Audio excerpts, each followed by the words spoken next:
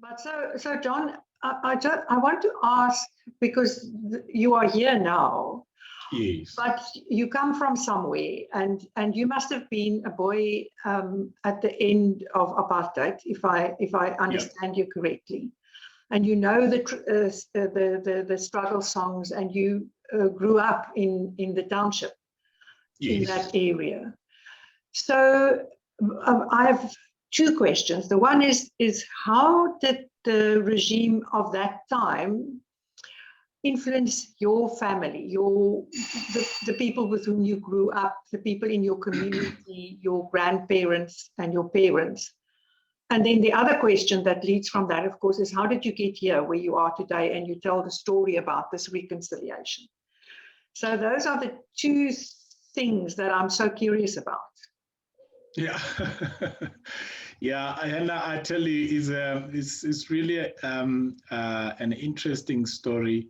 I mean, I was born in 1980. I mean, I'm not that old, and but during that time already, I was born in during the apartheid dispensation, and growing up. Actually, I was born on a farm, and I grew up on a farm there in a small community of Roosendaal.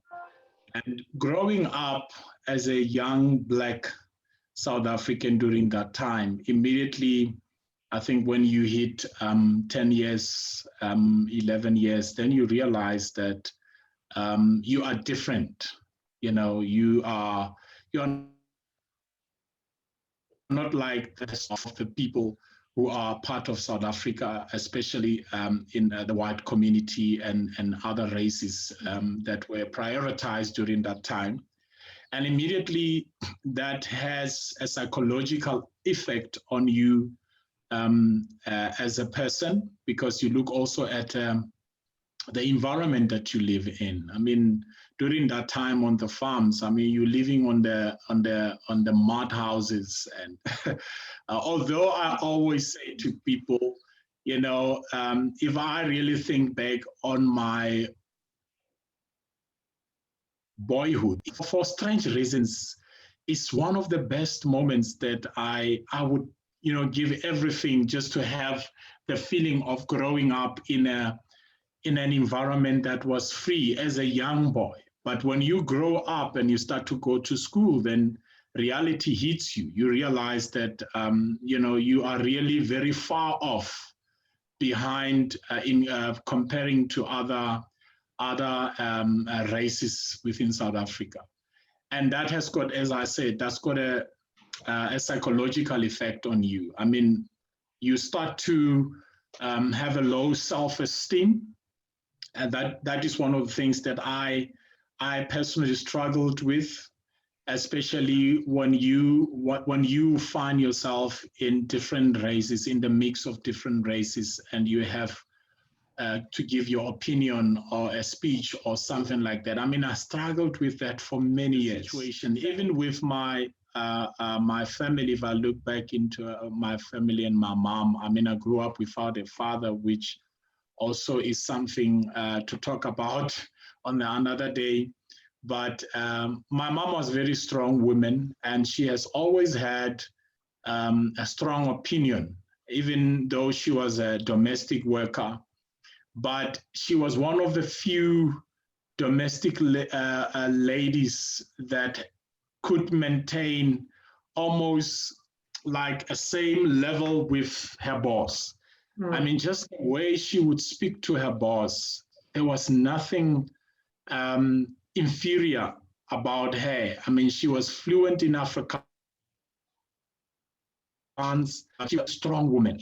And I mean, growing up, also seeing that, I think it has also an effect on me, although the circumstances that were rather negative really prevailed more than what she was trying to model, because I couldn't make sense of, you know, even though you can fight with your boss and you can tell your boss your peace of mind, but I mean, you still a domestic worker, you know, she can fire you anytime, and they did in most cases, because She was she had a very strong personality. She wouldn't hold a job for that long because it was difficult during those days.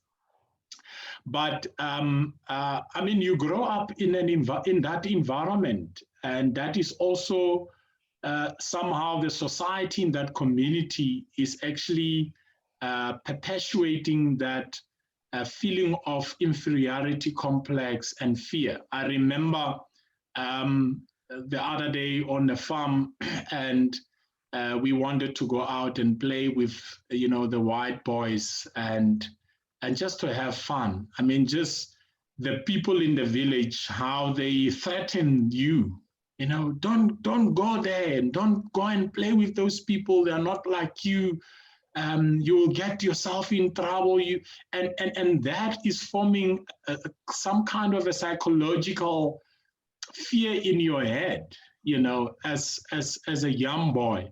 Immediately, it's like somebody's telling you that you are different from them. And it's not even them telling you that you are different, because I never had a direct confrontation with racism. I can't remember an incident where, a white folk confronted me or even called me names.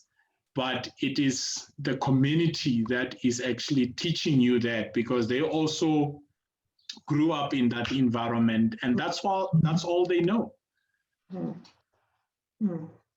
Like a collective fearfulness.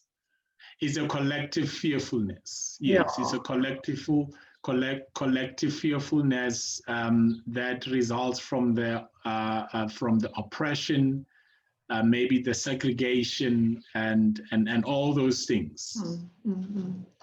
I also think that segregation that you're speaking about is an important thing, because the fear takes on a kind of a life of its own, doesn't it? And there isn't enough contact to kind of dispel that.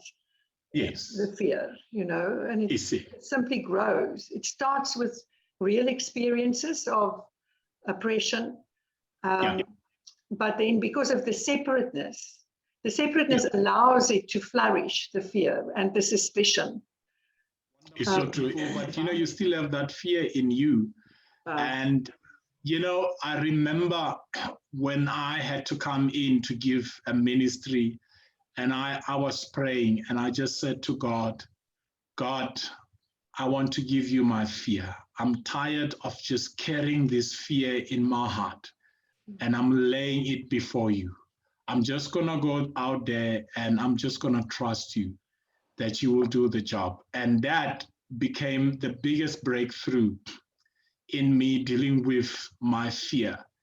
And I mean, I've never looked back after that. And God just continued to open more doors.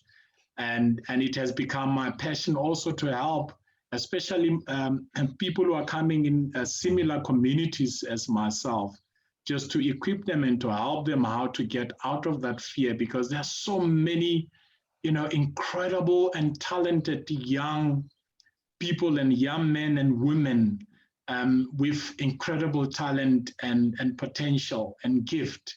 But because of that fear that has been inherited, because I think most of this fear, especially my generation, we have inherited it. It was never something that was enforced directly to us by the regime, but it was inherited from the parents, from the society and the community that we grew up in.